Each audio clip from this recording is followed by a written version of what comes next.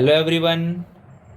तो अब तक हम साइक्लिक ग्रुप तक पढ़ चुके हैं। अब हम आगे कोसेट देखेंगे। तो कोसेट, तो सबसे पहले हम देखते हैं कुछ रिलेशन रिलेटेड। तो let suppose G star is a group. Okay, तो हम सबसे पहले इक्विवेलेंस पढ़ते हैं। इक्विवेलेंस रिलेशन, इक्विवेलेंस रिलेशन, ये इक्विवेलेंस रिलेशन क्या होता है? तो जो ये अलजेब्रिक स्ट्रक्चर है जी स्टार, वो हम यहाँ पे ग्रुप ले रहे हैं, ठीक है। बट जी इटसेल्फ में तो एक सेट है यहाँ पे, है ना। तो जी इज अ सेट। अब उस सेट के ऊपर हम क्या कर रहे हैं, एक रिलेशन डिफाइन कर रहे हैं, ठीक है। जी सेट के ऊपर एक रिलेशन डिफाइन कर रहे हैं। कैसा रिलेशन डिफाइन कर रहे हैं? Equivalence relation. इक्विवेलेंस रिलेशन वो रिलेशन होता है जो रिफ्लेक्सिव, दूसरा सिमेट्रिक, एंड तीसरा ट्रांजिटिव। तो अगर किसी सेट के ऊपर हम कोई रिलेशन डिफाइन करते हैं और वो रिलेशन रिफ्लेक्सिव, सिमेट्रिक और ट्रांजिटिव हो, तो वो इक्विवेलेंस रिलेशन होता है। तो हम मान लेते हैं थोड़ी देर के लिए जी सेट को सेट ऑफ इंटीजर, और हम रिलेशन क्या डिफाइन करते हैं कि कोई एलिमेंट ए और बी जो कि जेड से बिलोंग कर रहा है, वो ए बी के साथ रिलेट होगा अगर 4 ए माइनस बी को डिवाइड करता है, ठीक है ना। हमने रिलेशन डिफाइन किया कुछ इस तरह से कि ए, कोई दो एलिमेंट सेट ऑफ इंटीजर्स का आपस में रिलेट होगा अगर 4 डिवाइड करता है ए माइनस बी को।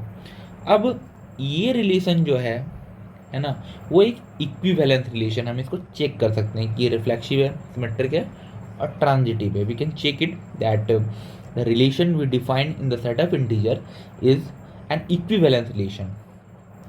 सो जो हम सेट ऑफ इंटीजर्स के ऊपर इक्विवेलेंस रिलेशन डिफाइन कर रहे हैं, वो इक्विवेलेंस रिलेशन हमें इक्विवेलेंस क्लासेस देता है। इक्विवेलेंस क्लासेस, अभी इक्विवेलेंस क्लासेस दिखता कैसे है वो हम देखते हैं। तो अगर हम लोग कोई एलिमेंट ए जेड से लेते हैं, तो उस एलिमेंट के क्लास में वो सारे एलिमेंट होंगे उस जेड के जो कि ए रिलेटेड टू बी हो। मतलब किसी एलिमेंट ए के क्लास में वो सारे एलिमेंट होंगे जो उसके साथ रिलेट होते हैं। ये होता है क्लास का डेफिनेशन, ठीक है ना।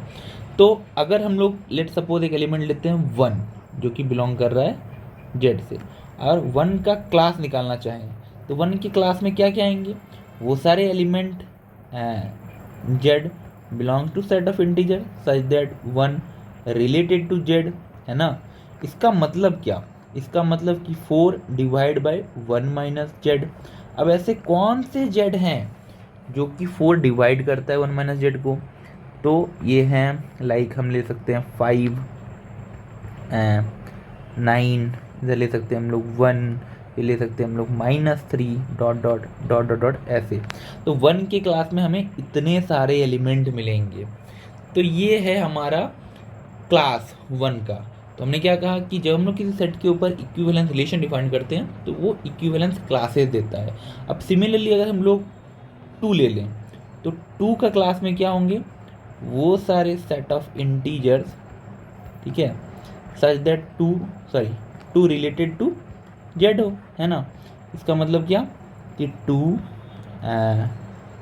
6, 10, -2, ये सारे एलिमेंट आएंगे इसमें, है ना, डॉट डॉट डॉट डॉट।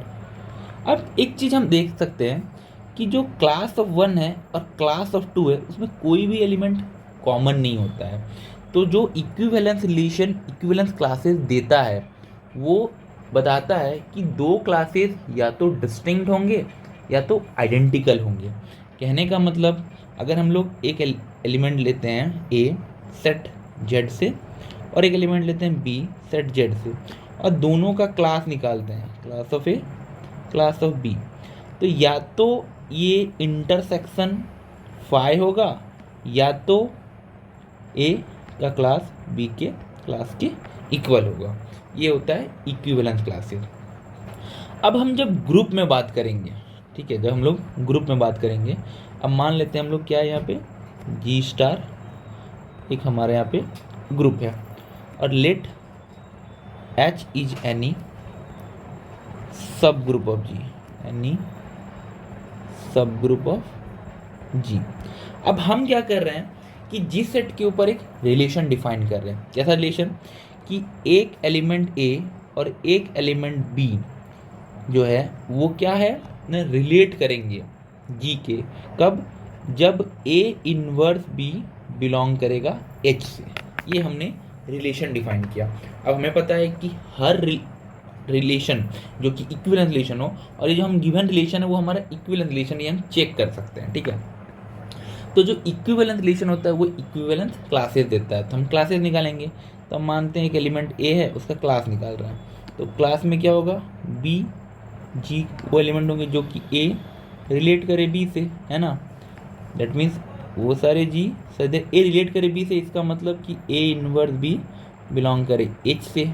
अब ए इनवर्स बी एच से बिलोंग कर रहा है, इसका मतलब कि ए इनवर्स बी कोई एच टाइप का एलिमेंट है, इसका मतलब बी जो है वो कोई एच टाइप का एलिमेंट है। इसका मतलब क्लास ऑफ ए में है क्या, एक्चुअली ए एच टाइप का एलिमेंट है ना, where h belongs to H, right. तो इसी को हम लोग बोलते हैं कोसेट ए एच, है ना। इस मीन्स क्लास ऑफ ए क्या है, एक्चुअली ए एच है, इसको हम लोग बोलते हैं लेफ्ट कोसेट। ये हमारा लेफ्ट कोसेट, ओके। तो इस तरह से ये बनता है। अब हम एक एग्जाम्पल लेते हैं, इसमें देखते हैं कि किस तरह से कोसेट बनता है, ठीक है। Example,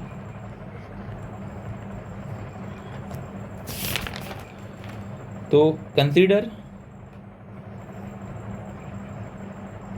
G equals to Z9, Z9 हम ग्रुप लिए, ठीक है, एंड H हमने ले लिया, H कोई सब ग्रुप लिए इसका 0 3 6, H मेरा क्या है, सब ग्रुप है। तो हमें कोसेट बनाने के लिए एक ग्रुप चाहिए और एक सब ग्रुप चाहिए, तो हम उसका कोसेट बना सकते हैं, ठीक है।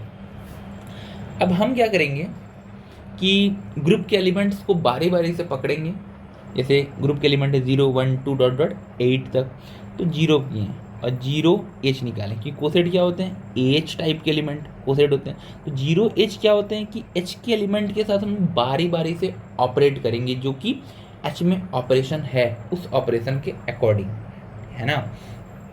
तो 0 प्लस 0 है ना, तो ये 0 ही होगा, फिर ये 3 हो जाएगा, फिर ये 6 हो जाएगा। ये इसमें कोई भी चेंज नहीं आएगा, है ना, इसमें कोई दिक्कत नहीं आएगी। फिर हम निकालेंगे 1 एच, तो 1 एच में क्या होगा 1 4 7, क्योंकि यहाँ ऑपरेशन क्या है, प्लस साइन ऑपरेशन है ना हमारा, इसके ऊपर इस ग्रुप के ऊपर प्लस साइन ऑपरेशन है, that is addition modulo n. Similarly अगर हम 2 एच निकालें तो 2 एच हमारा हो जाएगा 2 5 एंड 8। अब अगर हम लोग 3 एच निकालते हैं तो 3 एच हो जाएगा 3 6 एंड 9, और एडिशन मॉडल इसको बना देगा 0, है ना। तो 0 3 6 ये 0 एच के इक्वल हो गया, दैट इज अल्टीमेटली 0 एच ही हुआ। तो 3 एच जो होता है, जो 3 एच कोसेट होगा वो एग्जैक्टली 0 एच के इक्वल ही होगा। और सिमिलरली जब हम लोग 6 एच निकालेंगे तो यही चीज़ आएगा। उसी तरह से अगर हम लोग 4 एच निकालेंगे तो वही आएगा, 7 एच निकालेंगे तो वही चीज़ आएगा, 2 एच निकालेंगे तो वही आएगा, 5 एच निकालेंगे तो वही आएगा, एंड 8 एच निकालेंगे तो वही आएगा। तो ये हम लोग इस तरह से कोसेट बनाते हैं। तो जो हम लोग कोसेट बनाए 1H 2H, ये सब ग्रुप्स नहीं होते हैं, जरूरी नहीं है कि हर कोसेट एक सब ग्रुप ही दें, जनरली वो सेट होते हैं, ठीक है ना। अब हम कुछ प्रॉपर्टीज देखेंगे कोसेट्स के। तो हम अगर हम यहाँ पे ध्यान से देखें तो हमने यहाँ G कंसिडर किया था ग्रुप Z9 और H सब ग्रुप कंसिडर किया था, ठीक है। तो हमें यहाँ पे 3 कोसेट मिले, 0H 1H 2H, बाकी तो सेम ही है, 0H 3H के सिमिलर है एंड 3H 6H के सिमिलर है। तो अगर हम देखें तो हमने जब रिलेशन इसके ऊपर डिफाइन किया तो हमें 3 कोसेट मिले, 0h 1h 2h, और 0h इंटरसेक्शन 1h करें तो 5 है, 0h 3h देखें तो बिल्कुल इक्वल है। तो हमने ऊपर कहा था ना कि जब हम लोग किसी सेट के ऊपर रिलेशन डिफाइन करते हैं तो जो इक्विवेलेंस रिलेशन होता है वो इक्विवेलेंस क्लास देते हैं, और 2 क्लासेस या तो आइडेंटिकल होते हैं या डिसजॉइंट होते हैं, और उसी क्लासेस इक्विवेलेंस क्लासेस से तो हमारा कोसेट बना हुआ है। तो कोसेट्स भी सेम होते हैं, या तो 2 कोसेट्स डिसजॉइंट होंगे, इंटरसेक्शन BH इक्वल्स टू 5 होगा, या AH इक्वल्स टू BH होगा। प्रॉपर्टी है इसकी, या तो 2 कोसेट्स डिसजॉइंट होंगे या तो आइडेंटिकल होंगे, ठीक है ना। ये एक प्रॉपर्टी है किसकी, कॉसेट्स की। तो कॉसेट बनाने का तरीका क्या है कि ग्रुप होना चाहिए, एक सब ग्रुप होना चाहिए, और हम लोग क्या करेंगे कि ग्रुप के एलिमेंट्स को पकड़कर हम लोग ऑपरेट कराएंगे H के एलिमेंट के साथ, तो हमें एक एक कोसेट्स मिलता जाएगा इक्विवेलेंस क्लास के जैसे, ठीक है। अब कुछ प्रॉपर्टीज हैं कॉसेट्स के, हम देख लेते हैं। Properties of cosets, properties of cosets, ठीक है। पहला है कि यहाँ पे अगर हम देखें, अगर हम 0 रिप्रेजेंटेटिव चूज कर रहे थे G से, तो 0h में हमेशा 0 आ रहा था, 1h में हमेशा 1 आ रहा था, 3h में हमेशा 3 आ रहा था, है ना। इसका मतलब जो कोसेट होगा AH, ठीक है, तो A हमेशा बिलोंग करेगा AH से, ये जो होगा वो हमेशा बिलोंग करेगा AH से। दूसरा ये है, अगर हम ध्यान से देखें तो H मेरा क्या था, सब ग्रुप था, ठीक है, और इनमें से एक भी कोई सब ग्रुप नहीं है। क्यों सब ग्रुप नहीं है, अगर हम लोग 4+1 करें, ठीक है, तो अगर ये सब ग्रुप है, लेट सपोज 1 4 5 7 हम कह रहे हैं सब ग्रुप है, तो क्लोजर प्रॉपर्टी होल्ड करना चाहिए। 1 + 4 5 तो एलिमेंट है ही नहीं, तो ये सब ग्रुप नहीं है। तो ये सब जितने भी ये सब ग्रुप नहीं है, ठीक है। ओनली सब ग्रुप क्या है, 0h 3h एंड 6h, यही सब ग्रुप है। अब अगर हम लोग ध्यान से एक चीज़ देखें तो 0h में 0, 3h में 3 एंड 6h में 6, ये सारे के सारे जो रिप्रेजेंटेटिव है जो ग्रुप से ले रहे हैं वो अल्टीमेटली हमारे सब ग्रुप का एलिमेंट है। तो हमारा कहने का मतलब ये है कि कोई कोसेट AH जो है वो सब ग्रुप तब होता है, इज सब ग्रुप व्हेन A जो हो वो H से बिलोंग करे, तभी वो क्या होता है, वो सब ग्रुप होता है, वरना वो सब ग्रुप नहीं बना पाता। दैट्स इट, ये 2 प्रॉपर्टी है। And one more important property की 2 कोसेट जो होते हैं या तो आइडेंटिकल होते हैं या डिसजॉइंट होते हैं, ठीक है। आगे हम एक इम्पॉर्टेंट थ्योरम देखेंगे, लैग्रांजेस थ्योरम। बहुत ही इम्पॉर्टेंट थ्योरम है ग्रुप थ्योरी में, लैग्रांजेस थ्योरम। लैग्रांजेस थ्योरम कहता क्या है, if G is a finite group, if G is a finite group and H is a subgroup,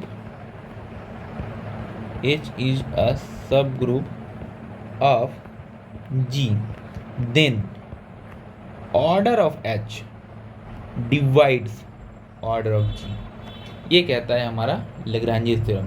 Lagrange's theorem क्या कहता है कि G अगर कोई ग्रुप है, H कोई सब ग्रुप है उसका, तो H का जो ऑर्डर होगा ग्रुप के ऑर्डर को डिवाइड करेगा। कब, जब G जो ग्रुप हो वो फाइनाइट ऑर्डर का हो, ठीक है ना। क्वेश्चन अराइजेस कि क्या इसका कन्वर्स ट्रू होगा, तो इन जनरल इसका कन्वर्स ट्रू नहीं होता है। इसका मतलब कि हर एक डिवाइजर पे हमें सब ग्रुप नहीं मिलता है। फॉर एग्जाम्पल हम लोग A12 ले सकते हैं, A12 नहीं सॉरी A4 का जो ऑर्डर होता है वो होता है 12, इसका ऑर्डर जो होता है 12 होता है। अब 6 जो है 6 डिवाइड करता है 12 को, पर A4 के पास 6 ऑर्डर का कोई सब ग्रुप नहीं है। देयर इज नो सब group of order 6 in A4। So converse of Lagrange's theorem is not true in general. Converse of Lagrange's theorem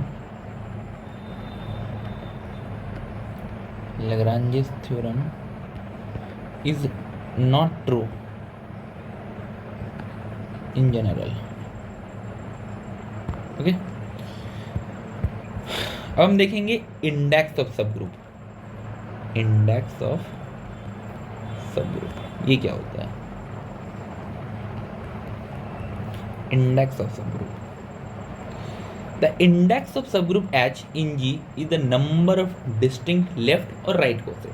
अब हमने कोसेट का डिफाइन किया था यहाँ पे कि ऐसे 0H 1H 2H ये सब सारे मेरे कोसेट्स हैं. H यहाँ पे कोसेट्स हैं, तो इसको हम एक्चुअली लेफ्ट कोसेट बोलते हैं. A जो है वो लेफ्ट से H के ऊपर, जो H सब ग्रुप था उसके ऊपर ऑपरेट हो रहा था. अगर यही चीज़ अगर राइट से ऑपरेट हो HA, तो इसको हम बोलते हैं right coset. Okay, so index of सब ग्रुप क्या होता है? The index of subgroup H in G is the number of distinct left or right cosets of H in G.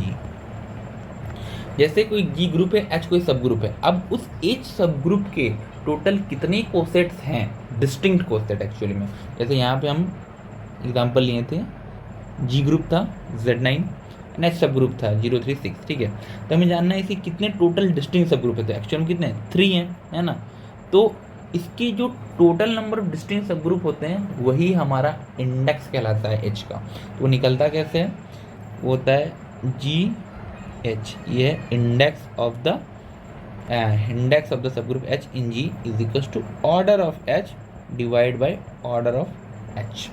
ये होता है इंडेक्स हमारा, जो टोटल नंबर ऑफ कोसेट्स को बताता है. अब हम कुछ रिजल्ट्स देखते हैं इसकी. Results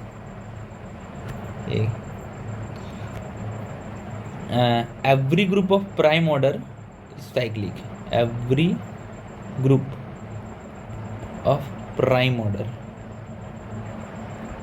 order is cyclic.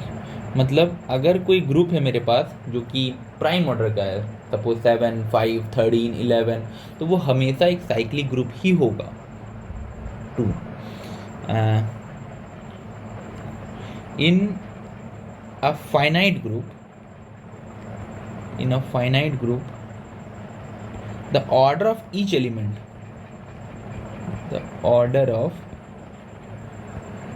element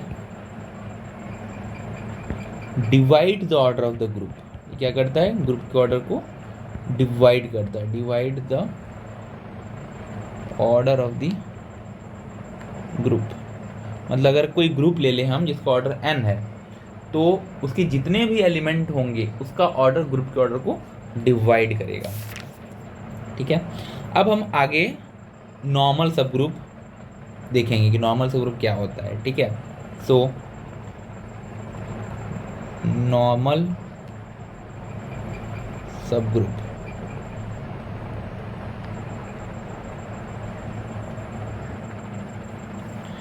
तो a subgroup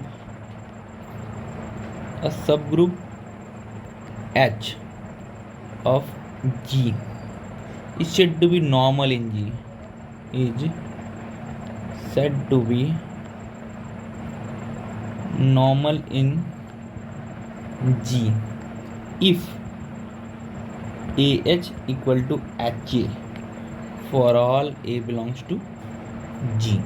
कहने का मतलब कि कोई ग्रुप G है और H मेरा कोई सब ग्रुप है G का, तो H जो होगा वो नॉर्मल सब ग्रुप कहलाएगा अगर लेफ्ट कोसेट राइट कोसेट के इक्वल हो हमेशा. ठीक है, for all a belong to G के लिए, है ना. या फिर एक और इक्विवेलेंट डेफिनेशन है हमारे इसका कि अ सब group H is normal if normalizer of H is equals to G। अगर ये हो जाए तो भी हम लोग बोलेंगे कि वो एक नॉर्मल सब ग्रुप होगा। अब नॉर्मलाइजर ऑफ एच का मतलब क्या? नॉर्मलाइजर ऑफ एच में हमें वो सारे ग्रुप के एलिमेंट मिलते हैं सच that ji H G inverse H के इक्वल आ जाए, है ना। इसका मतलब नॉर्मलाइजर ऑफ पूरा जी है, इसका मतलब ग्रुप का हम लोग कोई भी एलिमेंट कंसीडर करते हैं तो जी एच जी इनवर्स एच के ही इक्वल आता है ना। तो ये है नॉर्मल सब ग्रुप का definition. Now some test for normal subgroup. अगर H मेरा कोई सब ग्रुप है और G कोई ग्रुप है तो हम कब बोलेंगे H नॉर्मल सब ग्रुप होगा? क्या हम ये से निकालेंगे? हाँ, कर सकते हैं कि अगर नॉर्मलाइजर ऑफ H दिखा दें G की पूरा ग्रुप है, नॉर्मलाइजर ऑफ H जो हो वो क्या हो, पूरा G के बराबर हो जाए तो H जो होगा हमारा वो क्या होगा, नॉर्मल सब ग्रुप हो जाएगा। Now this is a test for a normal subgroup. Normal subgroup का एक टेस्ट है कि a subgroup H of G is normal if and only if XH X inverse contained on H for all X in G। तो ultimately यही वाली तो बात कह रहा है कि XH X इनवर्स जो है ना उसी के अंदर होना चाहिए। ठीक है, तो ये है मेरा एक टेस्ट जो बता सकता है कि कोई सब ग्रुप नॉर्मल होगा या नहीं होगा। अब हम एक एग्जांपल लेते हैं। Center that is Z G. क्या Z G is a normal subgroup of G? Is a normal subgroup of G. क्या मेरा सेंटर जो होगा किसी ग्रुप का वो नॉर्मल सब ग्रुप होगा? तो आंसर है यस। ना हमें प्रूफ करना है कैसे? तो अगर हम लोग नॉर्मलाइजर निकालें जेड जी का, वो अगर पूरा जी आ जाए तो हम लोग बोलेंगे कि जेड जी जो होगा वो क्या हो जाएगा, नॉर्मल सब ग्रुप होगा, है ना। तो एन ऑफ जेड जी होगा क्या, वो सारे जी का कलेक्शन जी से such that g Z ji ji inverse जो हो वो जेड जी के इक्वल आए। अब हमें एक चीज़ पता है, यहाँ जेड जी का कोई भी एलिमेंट होगा, लेट सपोज हम एक एच एलिमेंट लेते हैं, ठीक है, तो वो एच जेड जी का जो एलिमेंट होगा वो हर किसी के साथ कम्यूट करेगा, है ना। तो ये जी के साथ भी कम्यूट करेगा, तो इसको हम लिख सकते हैं जेड जी जी जी इनवर्स। अब जी जी इनवर्स आइडेंटिटी बन जाएगा, दैट इज इक्वल टू हो जाएगा जेड जी, है ना। तो ये क्या हुआ, अल्टीमेटली जी जेड जी जी इनवर्स जेड जी के ही इक्वल आ गया। इसका मतलब हम कोई भी एलिमेंट चूज करेंगे जी जेड जी जी इनवर्स जेड जी के इक्वल आ जाएगा।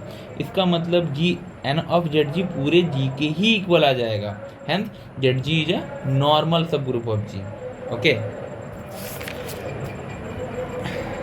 रिजल्ट है कि अगर हम लोग कोई अबेलियन ग्रुप लेते हैं, let G be an abelian group, G be an abelian group, then every subgroup of an abelian group is abelian। every subgroup of an abelian group, every subgroup of an abelian group, every subgroup of an abelian group, let G be an abelian group, then every subgroup of an abelian group is normal। क्या होता है हमारा, normal होता है। अब हम क्या करेंगे, कुछ एग्जाम्पल्स लेंगे ग्रुप के और देखेंगे उसके नॉर्मल सब ग्रुप क्या क्या होते हैं। जैसे कि 1 एसएन ग्रुप। एसएन ग्रुप के जो नॉर्मल सब ग्रुप होते हैं एन नॉट इक्वल्स टू 4 के लिए, वो होते हैं एसएन खुद, एएन और आइडेंटिटी, ठीक है। दूसरा an when n not equals to 4, an के लिए होता है an एंड दूसरा आइडेंटिटी, ठीक है। लेकिन if n equals to 4, if n equals to 4 then sn an k4 and identity। तो n equal to 4 means s4 a4 K4 and identity. Here if n equals to 4, then A4, K4, identity. तो ये जो groups हैं Sn and An, इसके जो normal सब groups हैं वो हमारे क्या हैं, ये है, इस तरह से दिखते हैं ये, ठीक है। अब हम कुछ और ग्रुप्स देखेंगे, ठीक है, इसके नॉर्मल सब ग्रुप देखेंगे। लाइक हमने पढ़ा था Q8 group, G equals to Q8। तो इसके जितने भी सब ग्रुप हैं, हर सब ग्रुप नॉर्मल सब ग्रुप है। एवरी सब ग्रुप इज नॉर्मल सब ग्रुप, एवरी सब ग्रुप इज नॉर्मल। इसके हर सब ग्रुप हमारे क्या है, नॉर्मल सब ग्रुप है, ठीक है। अब हम आगे पढ़ते हैं। आगे हम देखेंगे फैक्टर ग्रुप क्या होता है, व्हाट इज फैक्टर ग्रुप, या से और से question group. Factor group, factor group और से क्वेश्चन ग्रुप। हम क्वेश्चन ग्रुप बनाते कैसे हैं पहले वो हम देखेंगे, ठीक है। So let G be a group, let G be a group and H be a normal subgroup, H be a normal subgroup। जब हम क्वेश्चन ग्रुप बनाते हैं तो क्वेश्चन ग्रुप बनाने के लिए हमें H का नॉर्मल सब ग्रुप होना नेसेसरी है, नहीं तो क्वेश्चन ग्रुप बनेगा ही नहीं, ठीक है। Normal subgroup of G, then the set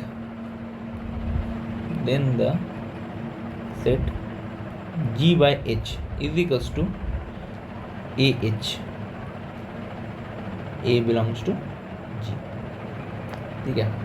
collection of all distinct cosets, मतलब जब हम लोग इंडेक्स के डेफिनेशन पढ़ रहे थे तो इंडेक्स क्या कहलाता था, कोई ग्रुप है G, कोई सब ग्रुप है H, उसके ऑल पॉसिबल डिस्टिंक्ट कोसेट्स, वो होता था इंडेक्स उस सब ग्रुप H का।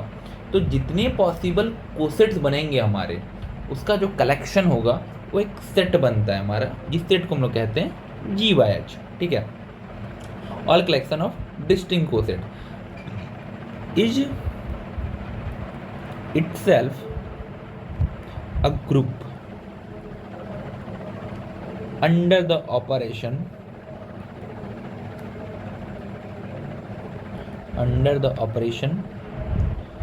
AH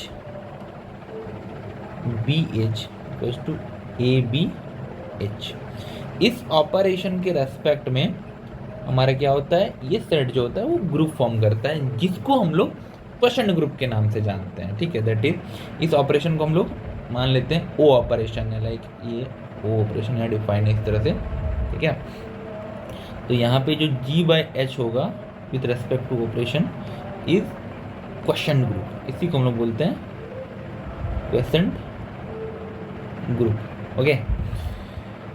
और ये ग्रुप जो होता है वो, इसमें एलिमेंट किस टाइप के होते हैं, कोसेट्स होते हैं, ठीक है। इसमें बहुत सारे जो कोसेट्स बने हमारे H के, उनके कलेक्शन होते हैं और वो ग्रुप फॉर्म करते हैं यहाँ पे, है ना। अब हम एक एग्जांपल लेते हैं इसको समझने के लिए properly. Example, consider Z plus लेते हैं and let H equals to 4Z हम लोग सब ग्रुप लिए और ये Z प्लस हमने ग्रुप लिया, G equals to Z plus. अब हमें पता है, थोड़ी देर पहले हमने देखा था रिजल्ट कि किसी भी एबेलियन सब ग्रुप का हर सब ग्रुप नॉर्मल होता है।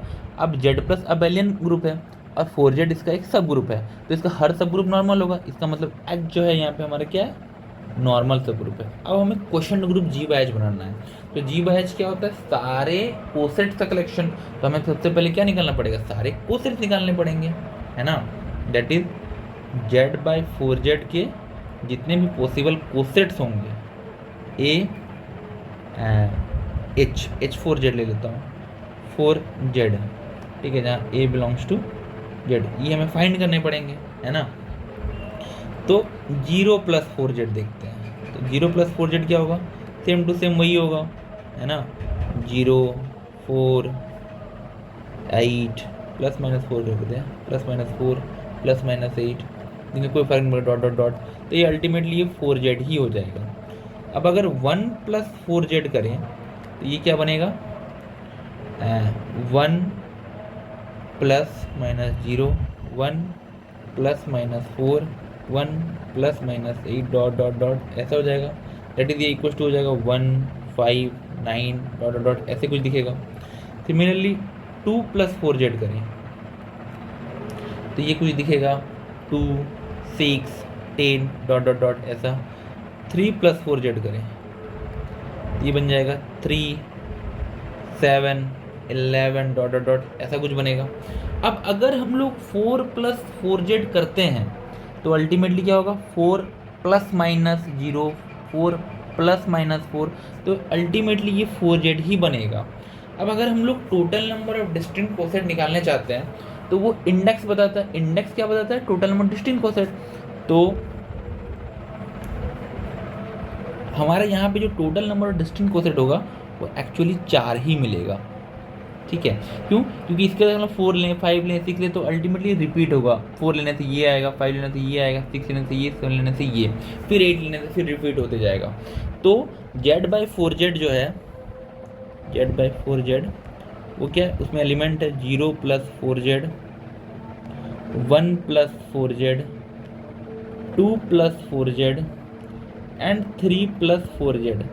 ये 4 एलिमेंट है z/4z में। ठीक है, और ये क्या करता है, एक ग्रुप फॉर्म करेगा। ठीक है, ये क्या करता है, ग्रुप फॉर्म करता है।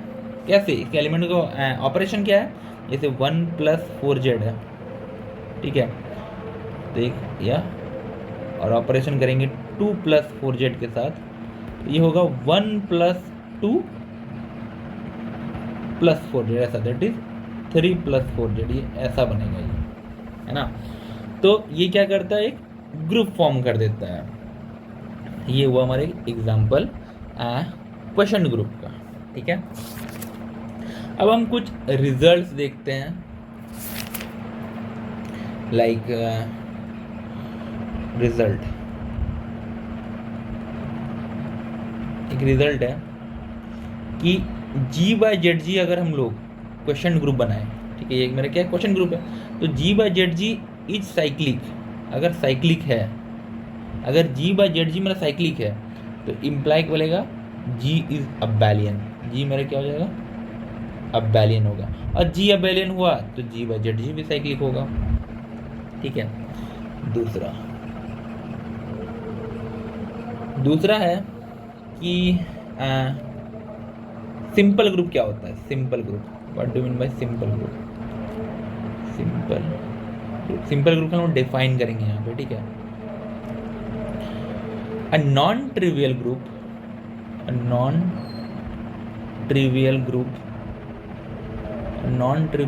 G is said to be simple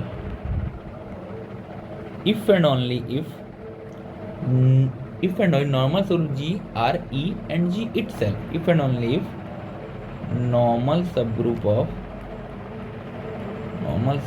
of G are E and G itself, और इसके अलावा कोई भी नॉर्मल सब ग्रुप नहीं हो।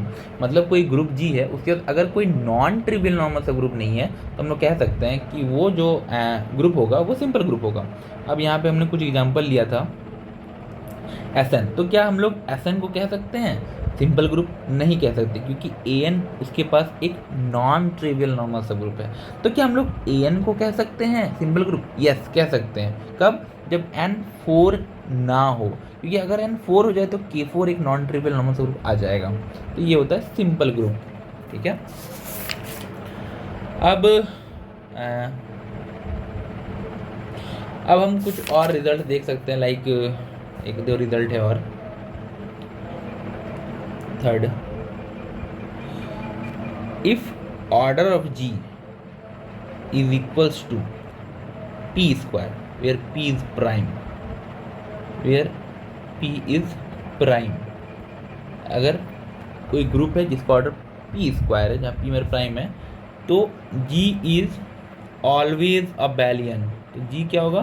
हमेशा अबेलियन होगा, ठीक है। फोर्थ, अगर ऑर्डर ऑफ जी हमारा पी क्यू है, पी क्यू ऑर्डर का मतलब 2 प्राइम जोड़, जैसे कि 15, जैसे 15 3 × 5 है, तो इस तरह का कुछ है। तो अगर मेरा पी Q-1 को डिवाइड नहीं करता है तो जी मेरा साइक्लिक होगा, जी इज साइक्लिक। तो ये कुछ रिजल्ट है इसके, ठीक है। तो आज यहीं तक रखते हैं। Thank you.